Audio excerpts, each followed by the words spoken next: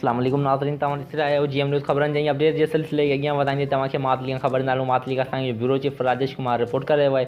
अॼु सुबुह जो मातली लॻे ज़रदारी रोड ते सिम नाली मोरी जे भरिसां हथियारबंदनि जे चौपाई माल जे वापारियुनि खां 15 लख रुपयनि जी फुर। तफ़सील मूजिबि मातली शहर जे चौपाई माल जे वापारियुनि खां चंबड़ में हर अंगारे जी लॻंदड़ मालपिड़ी मां चौपायो माल वठण वञी रहिया हुआ त ज़रदारी रोड सिम नाले भरिसां पुल भरिसां 6 हथियारबंदनि जे वापारियुनि हाजी सुमार कुंभार, अख्तर कुंभार, हाफ़िज़ सजाद कुंभार, कासिम कुंभार, अता मोहम्मद कुंभार ऐं रमज़ान जत खे हथियारनि जे ज़ोर ते यरगमाल बणाए गॾियल तौरु 15 लख रुपयनि जी कैश ऐं 2 अदद मोबाइल फ़ोनूं फुर करे फ़रार थी विया हुआ। अहिड़ी रिपोर्ट मातली पुलिस स्टेशन वटि पिणु दर्ज कराई वई हुई। ॿिए तरफ़ मातली पुलिस जाइ वारदात ते पहुची वधीक जांच करे रही आहे, पर अञा ताईं को बि गिरफ़्तारी न थी सघी आहे। मातली खां असांजी bureau chief Rajesh Kumar report करे। वधीक ख़बरनि ऐं अपडेट्स लाइ ॾिसंदा रहो GM न्यूज़।